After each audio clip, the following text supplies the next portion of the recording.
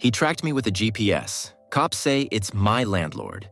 But we caught the real criminal when he tried to get laid. So my partner and I were just trying to get the spare tire off the bottom of my car when he suddenly finds this small, circular thing stuck to the bumper. At first, we were like, what is this?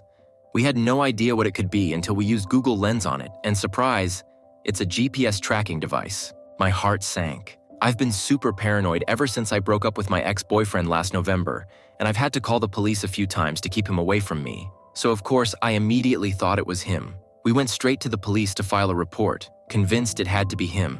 But when they called us back, they said the tracker was registered to our landlord, of all people. This is a guy we've known for about 3 years, who seemed really nice. The kind of guy who'd help you out and go above and beyond. I couldn't believe it. The cops have been trying to reach him, but he hasn't returned their calls yet. It's only been a day, but I already feel completely unsafe in my own home. This is such a huge invasion of privacy and a total betrayal. I thought he was someone we could trust. Then, about a week later, things got even weirder. The cops finally got back to us and told us the tracker was actually registered under our landlord's name. I was shocked. We've known this guy for 3 years, and he's always been nice to us, even helped us out after what happened last November. I couldn't believe he could be involved in something like this. The police went to his house, questioned him, and searched his stuff. Of course, he had nothing to hide. His phone, his wallet, everything was clean. That's when we started thinking something else might be going on. It turns out the tracker was linked to a burner phone. Whoever did this was paying for it with a prepaid Visa, so there was no name or identity attached. It seemed like they were trying really hard not to get caught. For a while, it felt like they might actually get away with it. But then, one small mistake gave them away. The police officer working the case wasn't ready to give up. He got one of his female colleagues to call the burner phone, pretending to be someone who had met the person recently. The conversation went something like this. Her. Hi, is this his name? Him. Yeah, who's this? Her. This is her name from blank bar. We met the other night and you gave me your number. I wanted to see if you wanted to hang out sometime. Him.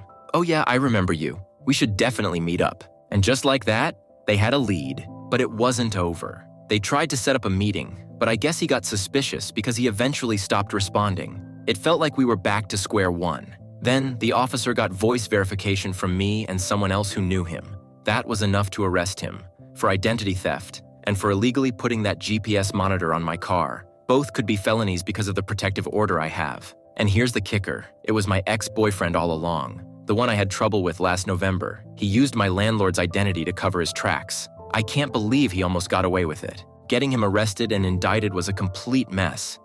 They gave him the chance to turn himself in, but instead, he checked himself into a mental hospital, which let him avoid being taken into custody.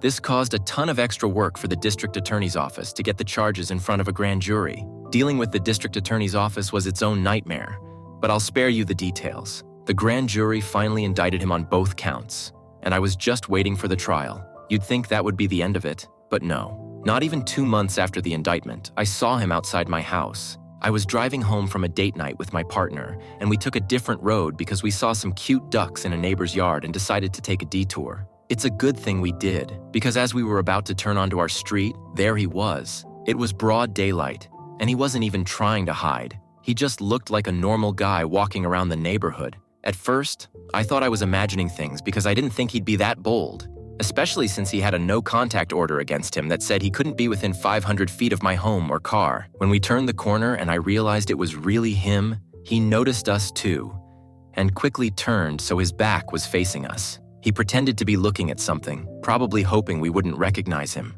I told my partner to stop the car, and as soon as we did, he started speed walking away in the opposite direction. We circled back to make sure it was him, but by the time we got there, he had disappeared into the bushes. We drove slowly, trying to spot him, and then suddenly, he popped out of the bushes about 10 feet ahead of us, made direct eye contact with us, and then took off running. We tried to get some pictures, but all we managed were 2 blurry shots, probably not enough to fully ID him. I filed a police report and spoke to his probation officer about what happened. They brought him in and put a GPS monitor on his ankle while they investigated. I also reached out to the officer who had helped me with the GPS tracker and assault case. He came over and helped me go door to door to our neighbors, asking if they had any video footage. Most didn't have anything, but the house with the bushes? They had a clear picture and video of him crouching in their yard. So now he's back in jail facing multiple charges. There's a lot more I could say about how frustrating the justice system is, but for now, I'll leave it at that. I also want to give a shout out to the officer who's been helping me since the beginning.